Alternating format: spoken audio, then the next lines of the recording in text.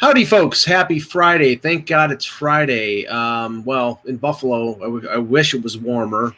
It's not warm here either, man. Oh, my God. It's okay. It's breezy and like 27 degrees. You take for granted when you were younger, and I'm sure, Russ, you were like me, like when we were like even before teenagers, when we were outside playing street hockey or road hockey, as they would call it in Canada. And you'd go out there and you're wearing like your school jacket and you're wearing a pair of jeans and you throw on, your street hockey pad. I was a goalie, so you play your street. Yeah, I would put that. Remember when the thermal sweatshirts came out? I would wear one of those. Yeah, and double my socks and Now, granted, we were active. I wasn't as much because since I was standing there as a goaltender. Right. But you didn't really feel the cold, and then like when you got home, like you saw that your hands and your legs were all red. If I was out there for 1/10 of the length of time I was out there when I was 12 or 13, I'd be a dead man. I go outside and the breeze and it hits my hands and I feel like I'm ready to. My hands is the worst thing. I can deal with anything else. If my hands are cold, I can't do anything sports wise, writing wise. So I always protect the hands. That's why I've got those texting gloves and everything else for when I do like the outdoor games. And they did just put out credentials for the Lake Tahoe game. Man, I'm really thinking about it, but I won't do it. Oh, wow. That would be amazing. But anyhow, so first thing of the pre-show is this came in. And on the back, it's got 23 Mahomes. Yes. Which for people who don't know. I'll tell them. Okay. No, you can tell them. I mean, Patrick Mahomes' father, Pat, pitched for the Mets, for Minnesota, and I think a couple other teams, right? Yeah, Mets, it was like 99 and 2000. And like they just showed a picture of Pat Mahomes the other day in center field shagging flies with Mike Hampton, of all people. And so, yeah, he didn't like the sport. When in his first year, he wore a Mahomes game-used jersey. And so I always followed the guy because of that. And this year, I'm rooting for the Chiefs. So I figured, all right, this is a way of satisfying two things. But here's the pre-show. So let's talk about the Royal Rumble, or just the Battle Royal in general for wrestling, because I always found them to be fun. And the good thing about the Battle Royal, I think over the years, the WWE, with the numbering of it and everything, has done the Royal Rumble a disservice. But if you're the first guy in and you're in there for a good 20 minutes, it's a lot. It's a lot to watch. And I always thought of it as like a 3-ring circus.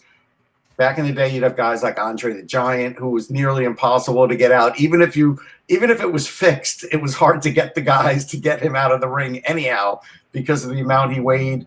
Guys like Ken Patera. If you go way back, Haystacks Calhoun was the fattest guy probably, other than Mark Henry, that I've ever seen in wrestling, the heaviest. It's always fun. There's always things that go on. There's always controversy. I do like it. I do love the fact, like, I'm not sure if you saw the documentary on Andre the Giant. I did. Okay. They referred to a certain point. I think he had to go for like some sort of stomach surgery because he was drinking so much or something like that. And you don't realize like the backstory. Okay, that was what was going on in real life. He had to have some sort of surgery, right. So they had to make an excuse for him to not be on wrestling every week. So that was when, if you remember, Killer Khan, was the. And Yokozuna probably was the biggest. They're right. Killer Khan dropped off the top rope and supposedly broke Andre the Giant's leg. And then he was on for a couple months. And in actuality, he was having the surgery. Right. So they had to come up with an excuse, which was always, I loved finding that out after the fact. You can't, you're living in this dream world that, this is real. When you're a kid, you think it's real. Of course, it's not real. And you finally realized it later on. Well, let's see. What's his name? Haystacks Calhoun came in at 640. That's pretty good. Yes. I don't know where the hell they got the friggin' overalls, but they must have been direct from Levi's, and it had to be like 2 of them stitched together. Yeah, exactly. Yokozuna was 804, so he did have him because he was a sumo wrestler before. What about Kamala? Kamala wasn't even close. He wasn't even at 640. Kamala, I interviewed Kamala once, and he was in character for a minute, and then he broke character. He passed recently, but he Yeah, was a fun guy. You have to say though, okay, looking back on that stuff, how offensive it was. I mean, I think it's funny, but I understand some. Okay, Kamala was supposedly from Africa, and he would slap his stomach. Yes. You know, yeah, King Kong Bundy, George. Yeah, Bundy got thin though. When Bundy, when I would see him in the neighborhood, he was lucky if he was 400 pounds anymore. He thinned out for him. So the Bundy I saw still loved to eat, but he was nowhere near that weight. I have to bring this up because you went absolutely bonkers at the King Kong versus Godzilla. This is the highlight of my year, I think. Jeez, I mean, don't get me wrong. I'm curious to see it because I saw the King Kong movie. I think it was Skull Island with Brie Larson and Hiddleston and Samuel Jackson. Thought it was pretty good. It was pretty good. I saw the Godzilla movie with Ken Watanabe, and not great. So that was the Sony one, right? Yeah, I think so. So not now they're combined because they're like this has got a cast. It's got like Alexander Skarsgård and Rebecca Hall, who's believe me. So I mean, this is not like okay, they spent some money on this. But just think about it. For the late 60s, 70s, with the stop motion that they used to have, and I would buy like the Monster Times and read about them, compared to when you see Godzilla now climbing up out of the water onto the land, like it's just unbelievable. When you see King Kong give a right-hand cross to Godzilla and knocked him out, I got out of my seat, man. That was like Frazier. No, that was like Buster Douglas. That was like Buster Douglas on Tyson. No, it was like Frazier Ali because no one had ever knocked down Ali. That's what that was like for me. So this is going to be big. I could just see Russ in the theater going, "Oh, go ahead, get him, King Kong." Yeah, I hate Godzilla. I mean, I want King Kong to beat Godzilla to death. Somebody else brought up a couple names in the chat. Big John Studd. Yeah, Big John Studd was big, but he was probably like 450, maybe 400. Yeah, Kevin Nash wasn't that big. He was he was just he was just tall. But he wasn't as tall as they said he was. None of these guys ever are. Kevin Nash, I think they said he was 7 feet. He's not 7 feet. I can't remember his name, but remember Thunder Lips, what they put Hulk Hogan as, I think 7 feet. And they hit him at 325 or something like that. Yeah, it was. I can't remember the name of the wrestler, and somebody in the chat probably knows it. He's monstrously tall, looks like Frankenstein, and he was in the Steve Carell Anne Hathaway movie, the remake of the Don Adams. Oh God! And Get Smart. He was in Get Smart. Was Kane in that? No, it wasn't Kane. Somebody will know. But I saw Get Smart, and I can't remember now. Yeah, no, he was the guy that was fighting them on the rooftop, and then I can't remember.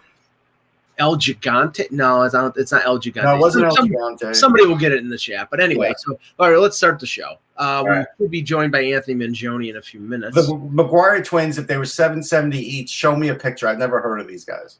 Yeah, no, neither have I. Hello, Hockey World. Today is Friday, January 29th, 2021. I'm Russ Cohen from Sportsology.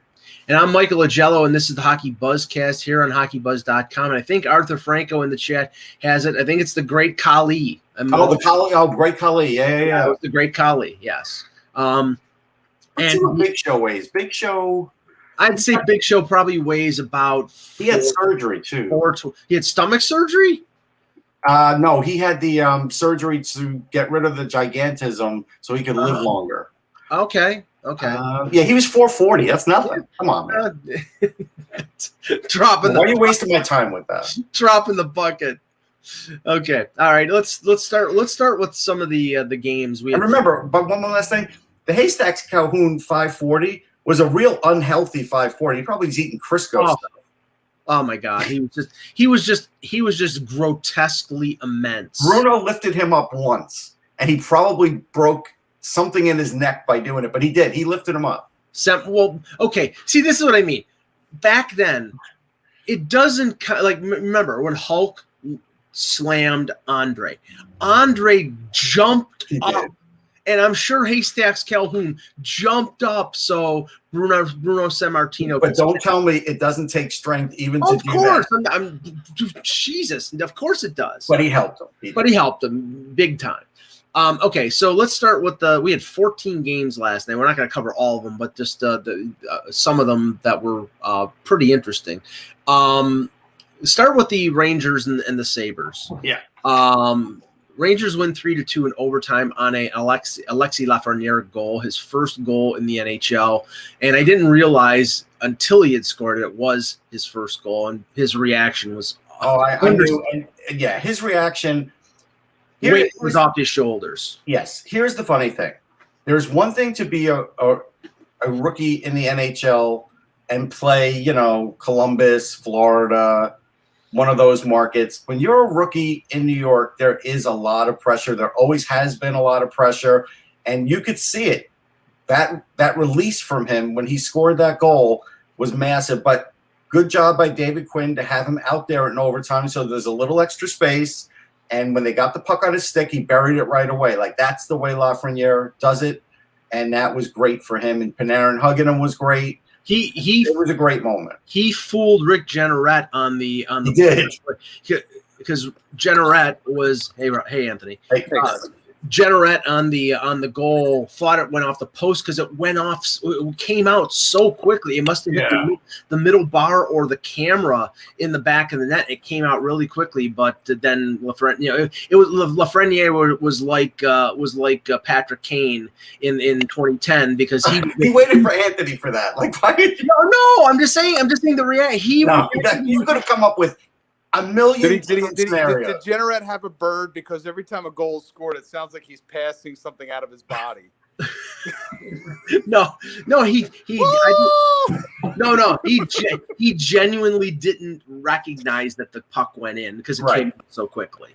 But Anthony, what we're talking about is that was Lafreniere's first, and I'm butchering his name. I'm sorry, I'm just going Lafreniere.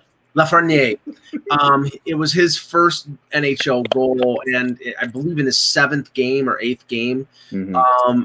And Russ is right. The pressure on a number 1 overall pick in the big media market, even though they're not the big story, even though it's the Super Bowl and the Knicks and the Nets and everything else, the pressure is a lot of pressure. Yeah, it's a lot of pressure being in the largest media market in the league in the continent, basically in the world. We could potentially say in this case if we're not counting for like London or something like that.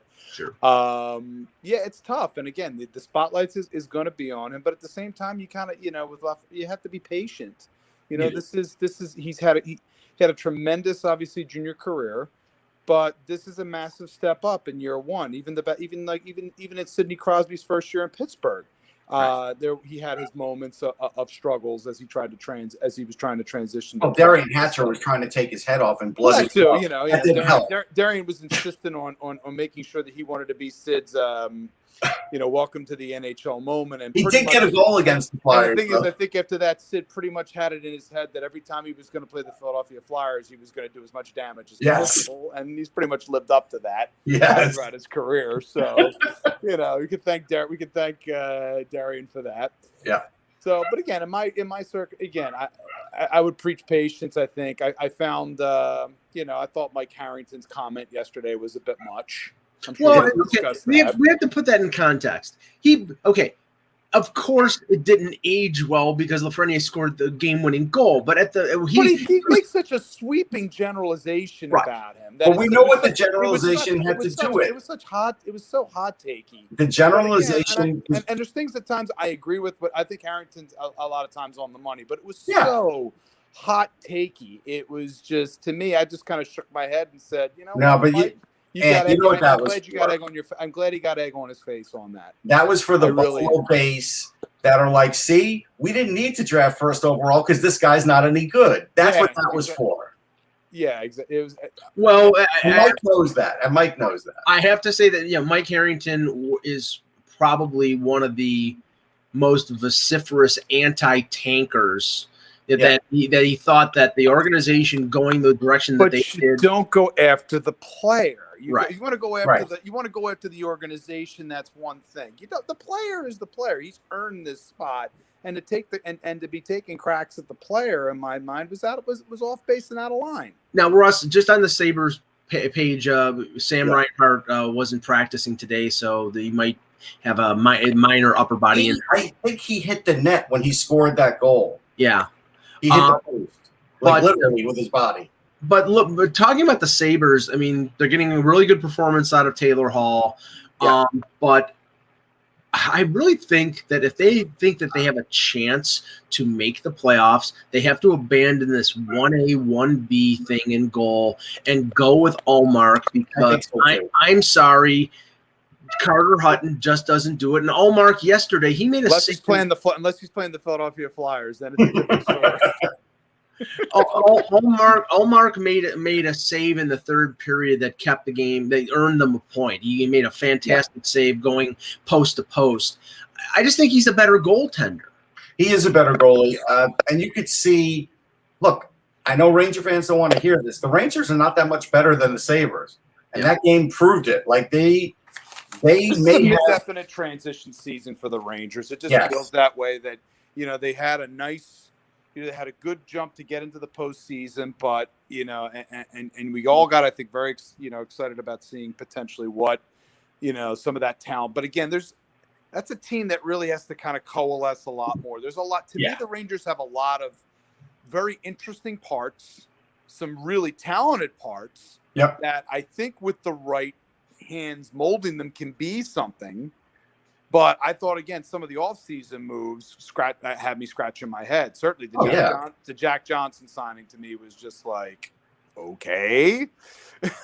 And D'Angelo is not on track. D'Angelo is completely off track, and D'Angelo just strikes me as a guy who's completely just not focused. And again, I don't want to speak, but again, he just seems like he's completely unfocused. Yeah, last year was like everything I thought he could be, and this year is the opposite. He needs to, honestly, in my opinion, he needs to shut down on the socials and focus on his career, because at the rate he's going, he's going to get buried really quick. And I think it's something that's young. He's immature in that respect, and that he has things to learn. He has talent. We all saw that he had talent.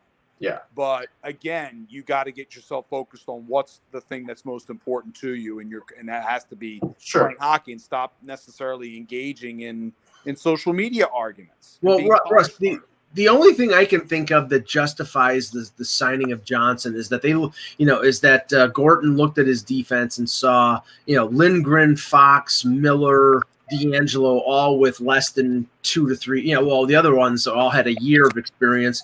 D'Angelo has a couple or 3 years of experience, and he thought, okay, I'll bring in a veteran guy who I can plug in on the bottom pairing. But he paid him $1.15 million. This is a guy you bring in on a tryout contract and sign him for $700,000. Okay, but again, they paid him 1.15 because he does need the money, and this was someone that Jacques Martin wanted to bring in. So they're doing something nice for the guy. That's fine. I don't even care what they paid him.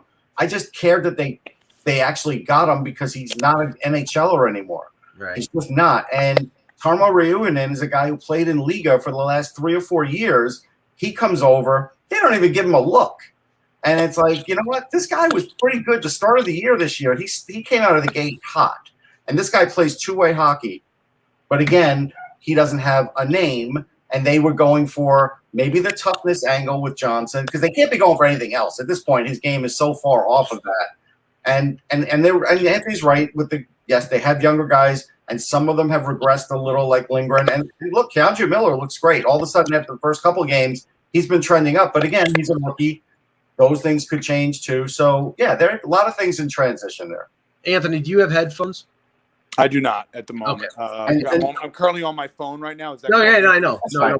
And Cheshirkin was much better yesterday too. Right. And so people can sort of like ease up on that one, because they were starting to say, well, he's giving up bad. It's like, look, again, this is his second year in the league. He might be older than the average rookie, but even he played 13 games last year. Like, he's still getting used to this league. He's technically a rookie. And he missed 3 weeks right before the end of it because he had that car accident. So it's like, he's a rookie. Yes. I don't care if he played 5 years in the KHL. He's a rookie. Right. So look at that. We're not even talking about Skinner anymore, Randy. There's no. That's it. Oh, well, you lost me. There's no point in talking about Skinner. It's firmly established, and like I said, I think that right now Jeff Skinner is going to end up being exposed in the expansion draft. I don't know whether Seattle would take him, whether the Sabres would have to give them a first-round pick to take him. But I get the feeling that Jeff Skinner is the type of, Jeff Skinner is trying, but he's playing on the fourth line with Riley Sheehan, right, and Curtis Lazar. And it's a waste because the guy is a 25 to 30 goal scorer, and you're paying him the second highest salary on the team, but next to Jack Eichel. And if they want to sign Taylor Hall, which if Ralph Kruger is back next year, I will tell you right now, he will want to sign Taylor Hall to an extension, and who knows whether Hall would re-sign with Buffalo or not. But I think if they paid him the money, he would. Yeah, he's playing great there, and they would have to give up a first-round pick to get Seattle to take them in the expansion draft. To take Skinner. To take him. I do think that would. I agree. I do think that's disastrous for them. That does seem to be the plan. I think it at least based off of how Kruger's deploying him. But just think about the optics of that. So when that happens, he goes there, he plays top line, top power play. He's back to 60 points a year, and you gave him a first-round pick too. I see. The thing is, I don't care. I don't care if it's the former general manager. I don't care if it was before the current coach was there. It is organizationally, it is incompetent. Okay, should you have paid Skinner $9 million? No, but you had to because that was the only way you were going to get the only guy who had scored with Jack Eichel to stay in Buffalo. That's that's managerial incompetence. Pittsburgh should think about. You look at that when Jason Botterill was being considered for their general manager job, but that was not just his decision. That was ownership's decision because it was damage control because they thought nobody would stay in Buffalo. Right, and that's why Botterill's not on my list for Pittsburgh. It's Gillis, even with the leak. That's fine. And Hextall. Those are the two guys. I want Hextall. I so want Hextall in the worst way there. It would be the greatest theater ever. It's just so. I know there are going to be Flyer fans who be like, "Are you kidding? Are you?" And they're like, number one, listen, he's already been in enough interviews already. Yeah. I want to see what Rob Ross's They are in an exact position right now where they need someone who is going to basically take that thing and kind of. It has to be just bull. It has to be. No, but don't you want to see what Rob Rossi would write about Hextall? It would be great. No, exactly. Just from the pure entertainment purpose of everything, yes. I think it would be fantastic. And again, I think Ron is. I think there's things that Ron had to learn as a general manager. He was outstanding. I think obviously we know Philadelphia has benefited from. Oh, you can see half your lineup from the restructure of how much for a team that. For years didn't have their own homegrown defensemen. Now you've got multiple homegrown defensemen who are playing big roles for them. Mike, are you dipping some Skol there? What are you doing? No. Oh, okay. I thought you were putting some Skol in there. No. I was always a. What was the other one? Random poll there, Russell. Random poll. No, because trust me, he was doing something. Mike's going doing a little bit of chaw here. We'll give him a few minutes. I can't remember. There was Skol, and then there was another brand that not Red Man. No, it was the same. It was the same thing. And all the guys I used to work with did that. We've sidetracked. Thank you, Russell. Yeah, please. Okay, well let's move on to the Flyers and the Devils. We talked yesterday briefly about Carter Hart's struggles on the road, and even though, New Jersey's New Jersey, I don't expect them to be a really good team throughout the year. It was a road game. Carter Hart made 33 saves in a 3-1 victory. Honestly, this Carter Hart on the road thing to me is still a little different, Ant. He is. You have to admit it. During the bubble. No, but that was in a bubble. It really come on. It's still the same. He's not playing in a home arena. You're showing up to the same rink every day. I will argue this one. It is different. Oh my God. He is more confident in Philly. But that we have a very small sample size at the moment for the current season. So let's give it a little bit more here. I know. Fine. And again, you're going to Boston, and they got lit up like a Christmas tree as a team. Let's face it. They've had 2 games here, and Philadelphia has not played well in front of him. Now, are there goals that that's totally true. Are there goals on him that are on him? Absolutely. And I would say that goal that last night by that Severson's goal was a combination of both him and, Eric Gustafson giveth, Eric Gustafson taketh away a lot. It's a bit of everything involved. The process in front of him is not particularly good, despite the fact that Philly's 5-2-1. I think we would all be in agreement watching Philadelphia that their team defense remains a hot mess. Yeah, and they have to get it together. Even with the miracle goal by Nate Prosser. It was and a wonderful moment for Prosser. Don't get me wrong. It was a stunner. Like 30? What just happened? Okay. That was, and even, we saw it in post-game press conference with Elaine. It was like, Prosser doesn't normally, you didn't expect that, but, give him credit for the moment that he had. But again, getting back to Hart, let's face it, as bad as I thought Philly was as loosey-goosey as possible in those first two periods, and he played locked, and I thought he played with the exception of that one goal. Yeah, he was good. There was only one or two shaky moments. But now he's got games coming up here. And again, I think as we get closer to the 15, 20 game mark, am I going to be then at that point, if his road record and numbers are looking that way, then I will start to prescribe a little back up to that. But it is a new season, so I'm going to hold off on that particular thing right now. Yeah, and Giroux certainly got his game back yesterday, and that's he did. But I will say the Flyers' top two lines as a whole, he battled, but I thought the Flyers' top two lines as a whole were not good in this game at all. Kevin Hayes, I want to put an APB out on for the last two games. Seems like he's ready to. He was conserving himself potentially for the Islanders games this weekend coming up. But that was my, watching Hayes. It's just like, where is he? He's out on shifts, but I'm not seeing much from him. Farabee, after having a ridiculously good start in the first game of the season with 4 points, he's been down on fourth line, come back up. He's been up and down. He's struggled.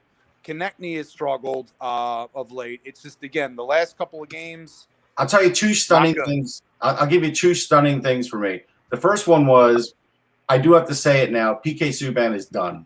He was falling down on his skates at times. He had 3 awful penalties. Like, you would think after the first one he wouldn't take another one, but he can't catch up to anybody. It's a combination of watching him. The speed doesn't seem to be there anymore. Now, the question is whether or not it's injury or if this is just mindset and where he's at. I think this is just where he's at right now. And that is a rough thing for New Jersey because, again, bringing him in as a as a top defenseman, public face of the team, all that comes with it. It's been a real rough ride there so far. And the other one, I've always said he needs a good, solid defensive partner with him, someone who can, cover for his offensive zone forays at level.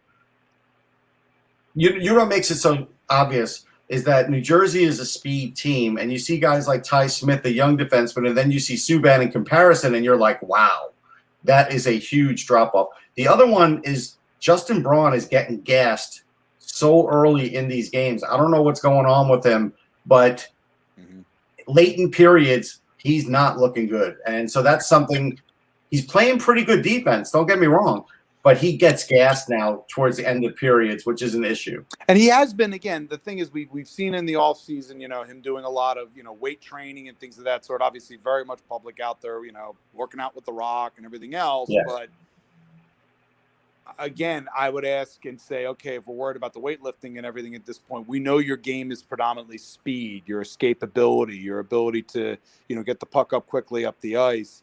He just, to me, and again, I'm not trying to evaluate his training methods or anything, but he seems like he's almost carrying too much. Yes, that's my feeling. Bulked up a little bit too much. Yes. And you have to have more lean. I feel like, maybe more lean muscle is needed in the way his game plays, or else he becomes ineffective.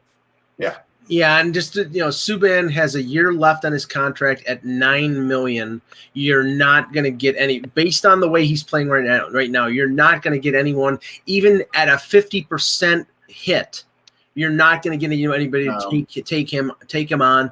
If he continues to play like this, he doesn't turn it around. New Jersey is not a team that is going to be up against the cap, so they may actually want to keep him to let them get to the cap floor. But they might buy him out at the end of this year. They really might. And Subban, someone says he looks lean. He does, but he doesn't have the legs. His legs are bad. Yeah. There's And he was something always there. Again, I'm trying to think. I'm again not looking at him closely, but watching him playing in the last couple of games, he just seemed like he was playing with not a lot of speed. Even his offensive game has fallen off. Like when they show him trying to set up plays and such, he's not a threat. No. Well, So moving on here, the Bruins beat the Pittsburgh Penguins 4-1. Patrice Bergeron with a pair of goals. easy game. Yeah, well, I was going to say Yaroslav Halak subbed in for an injured Tuukka Rask. Doesn't sound like it's a serious injury, but anything with an older goaltender, you have to be careful about that. And with the compacted schedule, having only one goalie available is something worrisome for the Bruins. The thing I look at this one, Russ, is that Jerry only makes 16 saves on the night. It's a combination. Look, I think Tristan Jarry can play goal. So I do think he has a chance of being a 1A, but he's got a D defense in front of him. And so it's hard to really tell, again, unless you're an amazing goalie. Like I was watching a little of the Ottawa game, right? Matt Murray's doing all the right stuff, but there is nobody playing a stitch of defense in front of him, and it's shot after shot after shot after shot. And it's like, what can you do? Well, okay. I want to transition to that because Sure, let's do that. You brought that up, and I heard some criticism of Matt Murray. I saw some on Twitter. Okay, I think his save percentage right now, Anthony, is like 850 or 865. Yeah. In front of that defense, what the hell do you? Again, when I get into save percentages like that, I really begin to look at the team in front, and that's why its save percentages can be very questionable when it comes to taking a look at a goaltender's overall performance, even more so than your wins and your goals against average. You would think it's the most controllable stat, but it really isn't in a lot of circumstances when you have a defense that if you're down that far, that bad, that's indicative to me of a team that just doesn't play defense in front of them. Yeah, he was. I mean, and he's still. And the thing is, I think if he was on a different team, again, as he's trying to rebuild himself after the last year or so in Pittsburgh, I think maybe a little bit, but again, those better teams already have their goaltending situation sewn up. So you take the opportunity, you take the place where you can get to, and obviously it was a trade, and he's gonna, understand and have to deal with that. But yeah, you would hope the Senators would be a little tighter in front of him, and I think it almost seems like, well, he's Matt Murray. There's almost a psychology of, well, he's Matt Murray, he's got experience, he'll be able to stop him. I know. And it's like you can't cover forever. Then you didn't do your homework. Yeah, he's got experience playing in front of a defense that won a Stanley Cup. Right. And honestly, I saw him make some great saves for the 10, 15 minutes, but I just saw that anytime he made a save and they got the puck, Ottawa cannot hold the puck in their offensive zone for more than like 12 seconds, 15 seconds, and it's going the other way. And eventually a goalie gets tired. It doesn't matter who it is. Yeah. We could say John Gibson's team isn't very good, but that defense is 100 times better than what Ottawa has. Ottawa's got literally nobody who actually plays defense. They've got a lot of great puck movers. You got guys like Shabbat. You got guys – they have nobody playing hard defense. And there's been some criticism of how Shabbat's playing right now. But this is the thing. The Ottawa Senators were the 5-hour energy drink for the Vancouver Canucks. They were in big trouble after Montreal came in there and swept 3. And what happens? Vancouver sweeps 3. 4 on them. I mean, every time Quinn got the puck, he went straight up the ice. He didn't even have to think about it. He wasn't even contested at times. Yeah. So, okay. Quinn Hughes, that is. I said Quinn. Right, Quinn Hughes. This game I watched a little bit of, and I couldn't believe what I was seeing because, the vaunted New York Islanders defensive concept. They're up 3-0 in the first period on the Capitals, and I don't know if they sat back or they got comfortable or whatever, but the Capitals scored the next 6 and win 6-3. And I'm like, that's the thing. Like that's very unusual for a Barry Trotz team. Once you're up, you usually, put things away. But this is again, at the same time, I think it's where things are currently at right now. Yeah, it's different times. It's different. It's weird. Again, no set training camp. You guys are coming back in. Some new parts in there as well for the Islanders. Mostly a majority of the roster back, but still, it's a weird spot, and I'm going to probably end up giving Trotz and company the benefit of the doubt that we are just in a weird state right now in this circumstance, and that if it continues, then obviously it's something that'll occur. But but again, we often forget the Islanders went through lots of struggles, especially right before we got to the COVID shutdown, and then they came back and really played extremely well in bubble hockey. It doesn't cover the fact that they're not. It doesn't cover up for the fact that they are still, in some ways, a work in progress. There's a lot of talent, a lot of good ability, excellent defensive mindset, but they still can have their moments of where they struggle. Yeah, the two things I take out of, and I didn't watch this game, but just out of the Capitals this year, one is Heck was completely wrong about them. They are not anything he thought was like the team down, and B. Like Anthony and I had said, when Laviolette goes to a team that has offensive players, they generally come through for him. And right now, I got to tell you, he's the early vote for Coach of the Year. It's not even close. Yeah, and again, Vitek Vanacek. Yeah, they have no Ovechkin. But this is also this is reminding me of Lavi in Philly, where his goaltending situation was like you're not sure about it, yet somehow because of the offensive talent and honestly also I think their defense is playing pretty solidly to begin the season. Chara, I think, has had a very Chara's been really Chara has had a good effect on that. He scored a goal. He scored a goal and I said that he's still. I kept saying to people, I'm like, it's not like he's not. He is still a number 3, number 4 defenseman on a really good team. I still don't get why the Bruins really pissed him off, man. That's the impression. But okay, they did. They pissed him off. How insulting! First of all, he's a Hall of Famer. He's not over the hill. They wanted to move on, Michael. They wanted to transition and move on and bring.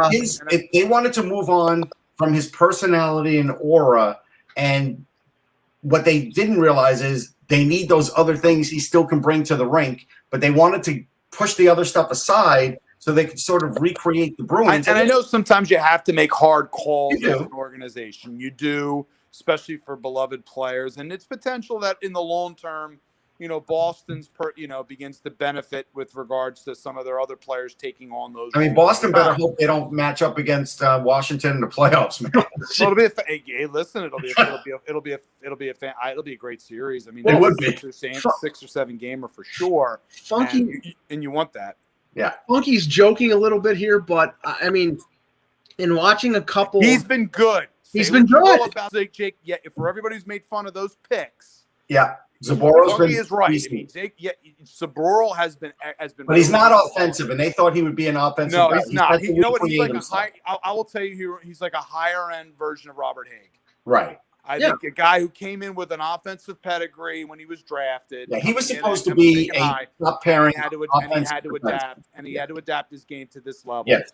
And I like Zaboral. I really do. The hockey he's playing right now is good. I saw him 2 years ago, and he still wasn't good. But he's finally good. But he's just not going to be offensive. Now they just have to wait on Zach Sension to see whether or not they get all 3. I mean, it's never going to look good. That trade, they swung and missed there. I mean, the whole situation where they traded, they got those picks. They made the wrong picks. They did. We can't. It's funny because Russ was a good pick. The rest were not good picks. Because Fluto Shinzawa wrote in the Athletic about the drafting of Pasternak, and we were, I think we were all at that draft in Philadelphia. That was my first. Actually, it was 14, right? Yeah, 14. That was actually the first draft I ever covered. Was that? Yeah, and mine too. And the thing was, we look at that draft and we look at the players that were drafted before him, like Ehlers, like Nick Ritchie, like Nylander, who are all good players, but like with Nylander, the inconsistency is there, and Ehlers, there was some question though again about Pasternak in terms. Yeah, he was a skinny kid playing in the Czech league, and but I had him ranked fairly high. I remember I went back and looked because I was curious. I went back as far as Kopitar once, and I went back and looked at Pasternak because. With those kinds of guys, you can't always go with the rhetoric. You have to sometimes look at just the flat-out skill. Like even Filipino, right? He's a little up and down right now, but there is something in Filipino, shot-wise and otherwise, that if that does come through, he is a high-end player. And it's come through, obviously, massively for Pasternak, and it did for Kopitar, too. And I'm not saying there's anything wrong with Nylander in terms of him being a good player, but Pasternak he's one of the best forwards in the league. Oh no, I mean Pasternak. No, he's probably in terms of the way he plays. Yeah, I thought, again, in many ways, I look for the next guy who could be the potential next Ovechkin, and I thought, initially maybe Line A, and we'll still see. But I don't know. Again, there's a certain edge to his game, whereas I think Pasternak is far closer to having almost not quite the Ovechkin level, but he can play with a bit of that runaway freight train that when he gets going, you're in trouble. They took him 20. It was 25th overall. I know, but the article was talking about like Keith Gretzky was deathly afraid that Jim Benning, who had moved to Vancouver, and he was their head scout, that he was going to steal Pasternak, and instead he took Jared McCann because he liked him. But what the thing I'm talking about here is they made this brilliant decision, and then the next year they have 3 first-round picks in a row and probably could have set themselves up for the next decade had they made the right picks, and instead they take Senyshyn, Zaboral, and DeBrusk. They overthought it, Mike. My God. And DeBrusk is – and listen, again, I think I think here's the way you look at it, is that if you substitute Senyshyn for one of those other four Matt Barzal. For Matt Barzal. You take Matt – so then if you look at it, the framing of that changes. Yes. And you've got Barzal, who you can anchor, who will anchor your team in transition. But then you still could take Kyle Connor, which you would have. You still could take Kyle Connor, but the likelihood of them taking both Barzal and Connor, I'm not 100%. But they could have taken 3 centers, and we did. Shane and I made the argument. I do think they were always going to take a defenseman amongst those 3, and they did in Zaboral. This example is ancient history, but you guys will know what I'm talking about here. Thanks, Mike. Made me feel old, but go ahead. There you go. In the early '80s, Scotty Bowman had 3 first-round picks in consecutive years with the Sabres, all in the top. I think the one year it was 5, 10, and 11, and the other year it was 6, 9, and 16. He hit on 3 of them. 3 of them should be all Hall of Famers. Housley. And Andrechuk in 81, I believe, or 82, and then I'm feeling better now. I'm not that old. Yeah, and then the next year they took Barrasso, number 5. But what everybody in Buffalo looked at is the other 3 picks. They took Paul Cyr, who was a bust. They took Normand Lacombe, who won a cup with the Oilers but was a bust, and Adam Creighton, who was an okay NHL. So everybody looks at the fact that they didn't hit on the 3 when they hit on the other 3. With the Bruins, okay, DeBrusk, maybe you consider a hit because he's a good player, but you were in the middle of the first round, and you had guys who ended up being stars afterward, and you didn't take them. That draft got bailed out by Jeremy Lawson and Brandon Carlo. Yes. Yeah, Carlo was the key there because I think at that point, because again, the replenishing that blue line was extremely critical for Boston that year.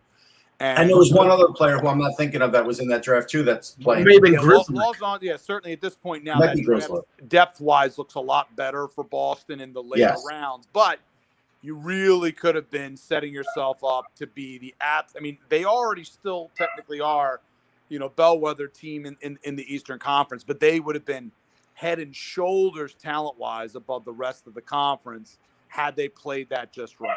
Yes. Well, Ainsley Scott at that draft set us up on Sirius live with an interview with all 3 of those guys. And so we were on Bruins TV. Me and Shane Malloy were on Bruins TV. And we're interviewing those guys, and now I look at it and trying to shine that thing up for Boston TV, and it's like, let's do our best here. We got to shine this thing up better. And both Shane and I were against most of the picks, but it's a moment in time. It is an amazing moment in time. Okay, I'll just read this off quickly. They had 6 picks in the top 52. Yeah. Okay, Zaboral, DeBrusk, Senyshyn, 13, 14, 15. Carlo, 37th overall. Forsbacka Karlsson, 45 overall. Lawson, 52. And then after that, Daniel Vladar, who's their 3rd goaltender. Vladar is the other one, actually, because I think he could be a backup in the league. Yeah. So moving on, I just want to ask, it was a 4-2 victory for the Canadians over Rico Fotto. Who's bringing up Rico Fotto? Will you stop? Jesus Christ. A 4-2 victory for the Habs over the Calgary Flames, who've lost 3 in a row. But I want to ask this question. I love the way Matthew Tkachuk plays. I really do. I think he's, but no. It's not. This is not a criticism of him. Just I'm not saying. I'm saying that this is you saying I want him on the Leafs. No. I think would anybody not want Matthew Tkachuk on their team except maybe Drew Doughty? No. He fought with Ben Sherratt. He's clearly their best player, and this is I'm getting like a whiff of Wendell Clark here. Wendell Clark took on. Like I said. No. Will you let me finish my premise here, Anthony? Nope. He's the best player on the team, and he's having to fight the battles every night. And I don't know whether that's beneficial for him in his long term, in his career, fighting. Not enforcers, because Sherratt's not an enforcer. He's just a willing sort of middleweight. But I just think Tkachuk would be better served not. Served if he was in Toronto. Say it. No, I'll tell you what this is like. I'll tell you what this Matthew Tkachuk is frustrated. He recently said he hates losing. This is his only outlet to not want to just break up the locker room every night because he's on a bad team. And for a team that I think we thought made some pretty solid moves this offseason, yeah, he's got to be frustrated as heck. He's frustrated, and so that's his outlet. And again, it's still early in the campaign, and there's time, but not as early as it normally would be. So and again, in that particular situation up in the North Division, it's going to be tough, and they could very well be one of the bigger disappointments this season if things don't turn around quickly. I mean, look.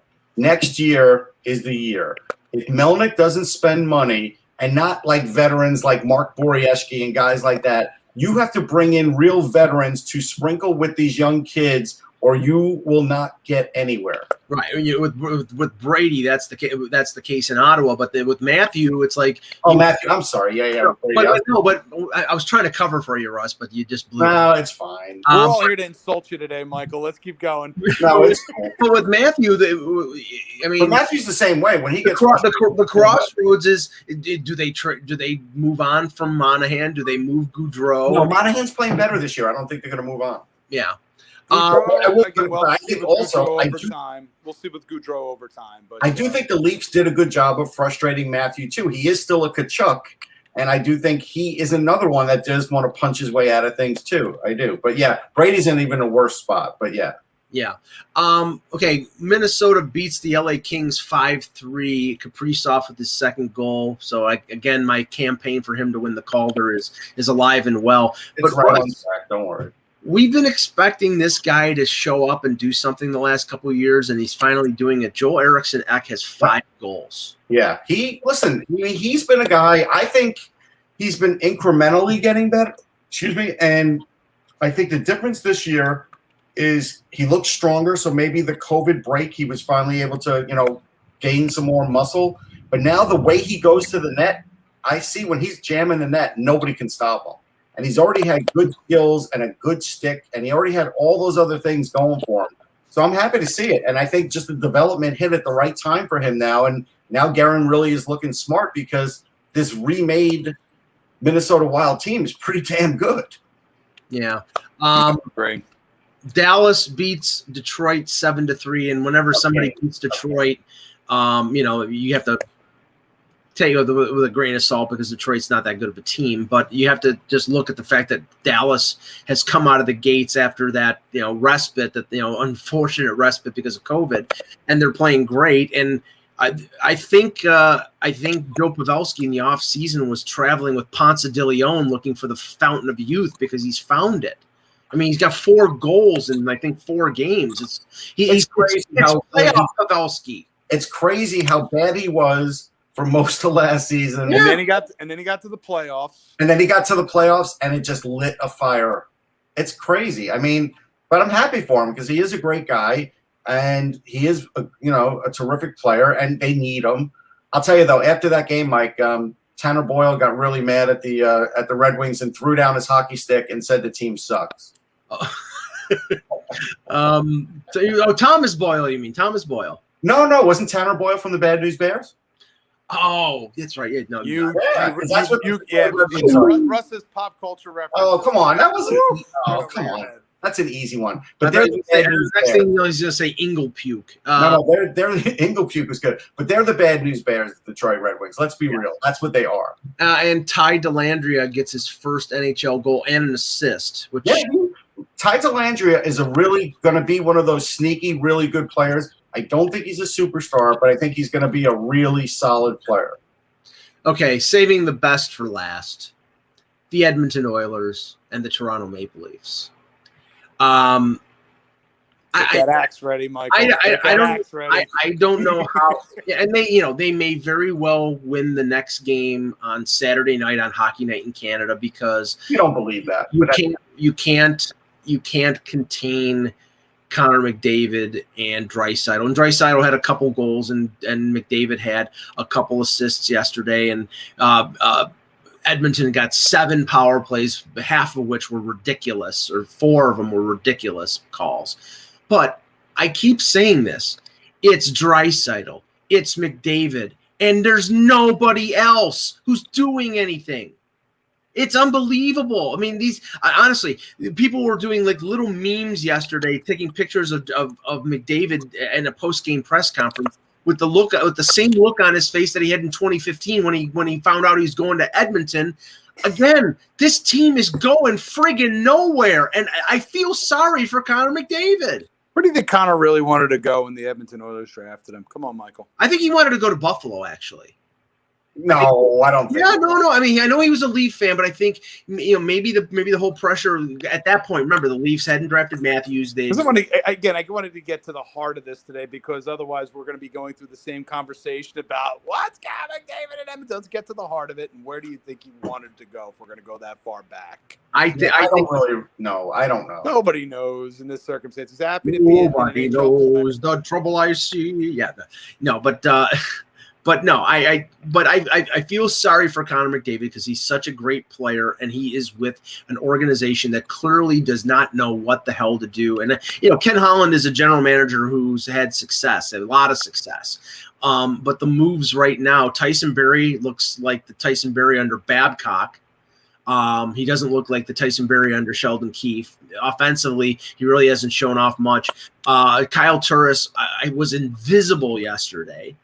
They're a minus 13 differential where Ottawa's a minus 19. We expect it from Ottawa. Yeah. No, actually, I think it's different than that. Hold on, I'm looking at advanced stuff. And they're, right now they're being forced because of the injury to Mike Smith to play the worst or one of the worst number 1 goaltenders in the NHL every game. They can't put in Stuart Skinner. No, and Skinner's not. The question is that even if you got other goaltenders, I wonder even how good their performance would be in front of that defense anyway. It's true. It's sort of a chicken and the egg scenario where the goaltender is just they are what they are, and the defense is what it is. Yeah, they're a minus 7 differential. Their faceoffs are bad. Their goals for and against is embarrassing.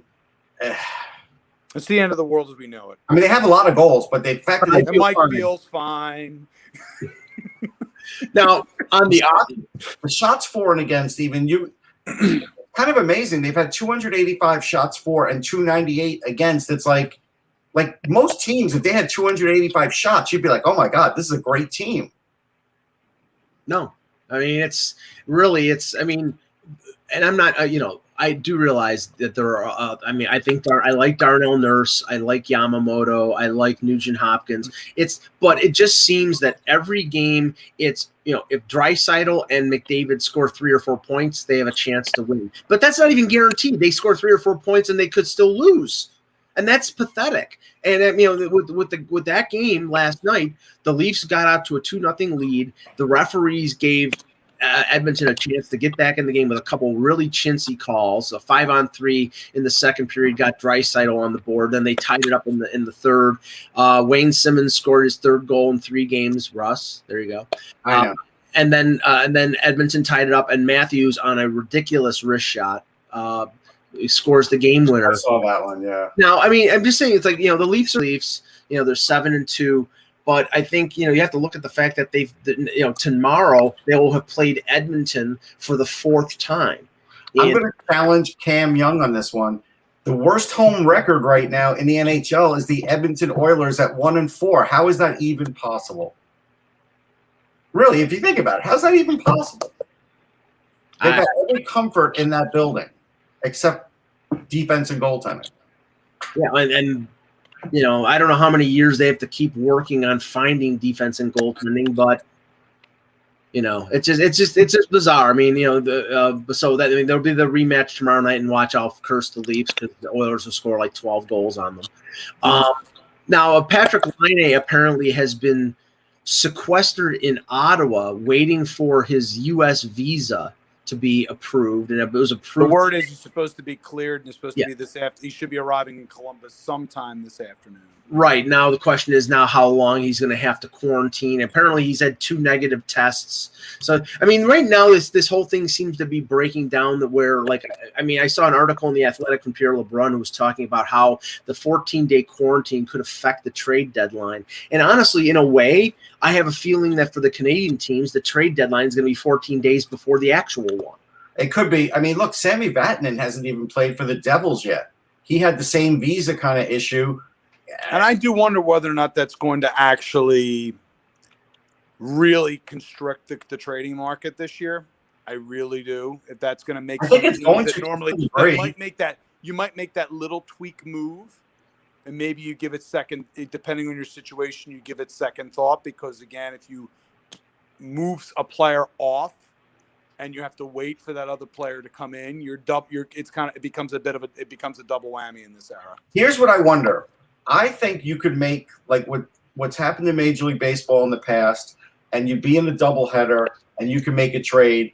I could see teams making a trade before a game starts because the guys are in the building. You can't tell me they're going to have to quarantine, and they could literally just. But then you're restricted but you're looking at them being restricted to trading in division. I know, but they could just switch sides though. Unless the team is really out of it. Well, but I could see it happening though. I couldn't see it happening. It's just it depends on the teams and who's making what moves and how far out the other team is. So. Right. Well, talk about teams being snake bit when it comes to injuries or COVID.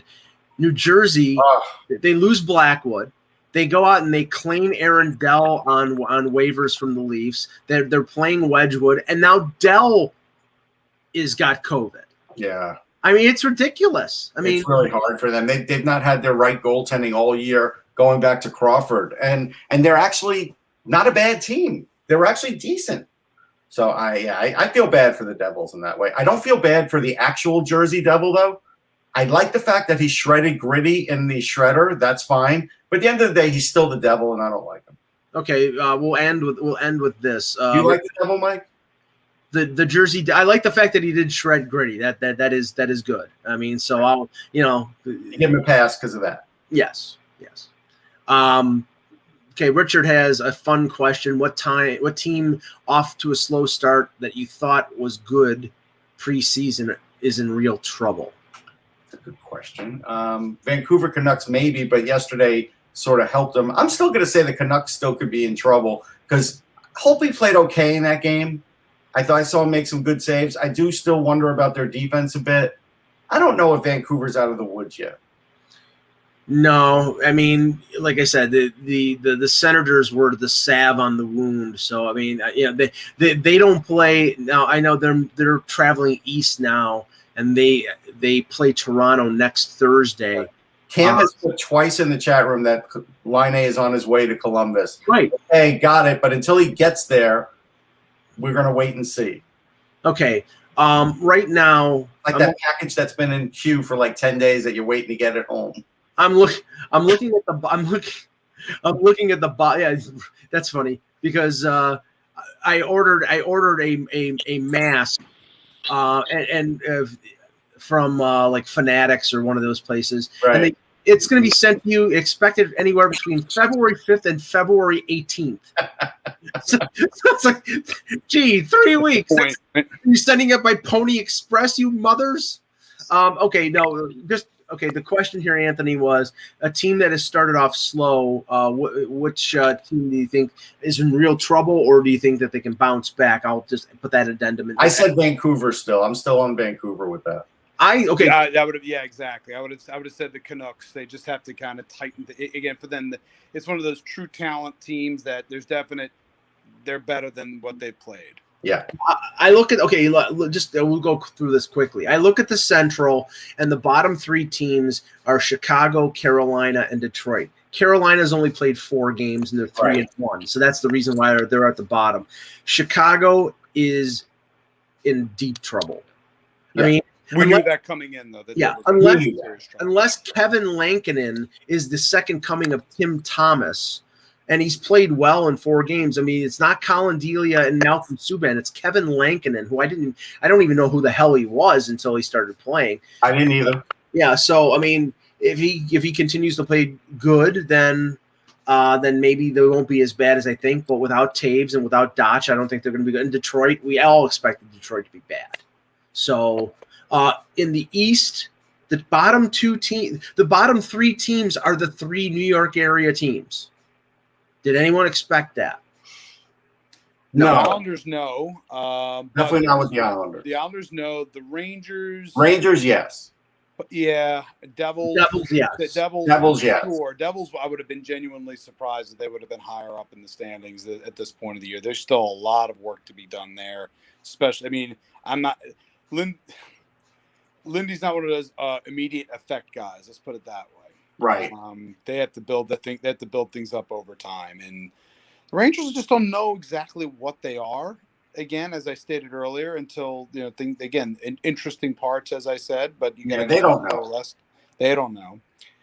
And the Islanders are a little bit of a disappointment because they've been loose to start with, but I'm not about to write them off at any point. Yeah, no. I mean, in the North, one interesting note here: the Vancouver Canucks have played the most games in the NHL. They played 10 games.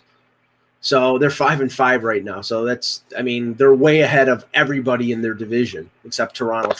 I will say this about at least the team that Russ and I cover. I do have some concerns for Philadelphia, despite, again, at 5-2, the process hasn't been fantastic, has not been great defensively.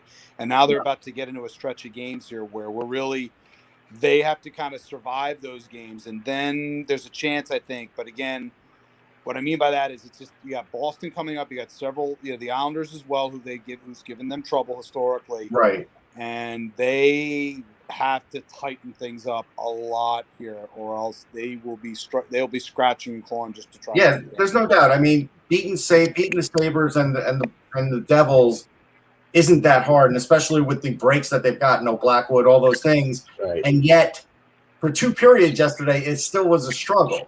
So I think Anthony's right. You do have to look at it. And where Boston, they do look like they're completely overmatched at times. So you don't really know where they are. That's the thing.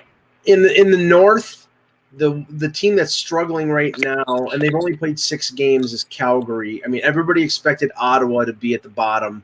I expected Edmonton to miss. And Calgary, I had in the top 4. But right now they're 2-3-1, and they've I thought they'd do better, but I'm not giving up on Calgary yet. I'm not either. I mean, Valimaki looks good. I thought Markstrom has looked very athletic at times. Goudreau is scoring. I think they're still finding themselves. They've played the least amount of games in the division, so I think they're still finding themselves too. Yeah. And the West. The West is breaking down, I think, like everybody thought it was. Who's in even though the separation isn't there yet, the bottom 4 in the West are the 3 California teams and Arizona. Eureka. Like, you didn't know that was going to happen. And I don't think that's going to change. I watched a fair amount of the San Jose Avalanche game yesterday. And San Jose hung with them for a long time. Right. They did. Again, it's the Avalanche. I never expected them to win the game, but Dubnyk had a good game. He was 35 for 38. That was as good a game as I've seen him play, since he's been there. And I think, they could beat some of those teams. It's the Avalanche. But they were hanging in. I think it was 0-0 after the first. Yeah. They were really hanging in there for a while. So, again, I think the Sharks are a little better than we gave them credit for, but they still may end up in the same spot because considering where they were last season, they needed to make some level of progress. But Anthony, everybody had Vegas, Colorado, and St. Louis in the top 3, and the question was who was the fourth place team, and with Minnesota, with Kaprizov, with them getting good goaltending, with them playing, I think, above expectations. You're thinking that the Western playoffs are almost, you could almost call it at this point. Yeah, I mean, and I would agree with that. I would agree with that it could be that. I'll end with this one because Russ is. Actually, before you end it, I wanted to say one thing. I noticed, for people that are going to sort of bash Tyson Jost for not having points, he was always a strong defensive player. I actually think that's the role he has taken on now with the Avalanche. I saw him making some great defensive plays. They don't need him for offense. They just don't. Okay, Funky's asking about Colorado trading or Anaheim trading John Gibson to Colorado. I don't think they'll do it, no. Why? Okay, why would Anaheim do it? He's the best bang for the buck right now in the NHL in goaltending. He's making $6.4 million, and he's got another 6 years left in the contract. That's a bargain. Yeah. I mean, plus they need him when they have fans back. They have fans that will come, but not a ton. And if all of a sudden they don't believe there's any chance of that team winning ever, they're not going to get a big crowd. And so they need Gibson as a drawing card. They do. Yeah, I don't think so. I don't think he goes to the Avs. No, and it's not going to be Carey Price. Grubauer played good yesterday. Like, again, why?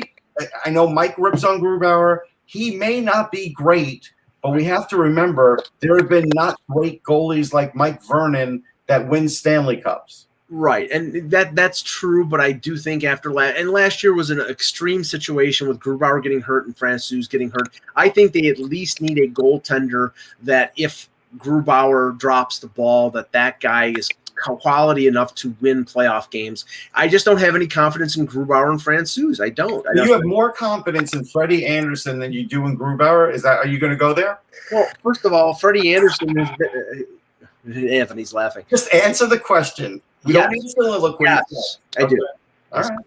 Okay. I just wanted to see where we're at here. On that note, Corporal Freddie Anderson at Devil's Den at Gettysburg. This will be the area that Michael will die on. So Freddie is swinging the door like Joshua Lawrence Chamberlain. That's what he's doing. There you go. For Anthony Mangione, for Russ Cohen, I'm Michael Agello. Yes, Chris Osgood too. Okay, Randy, you happy? There you go. Thanks for watching, and remember, without the buzz, it's just hockey.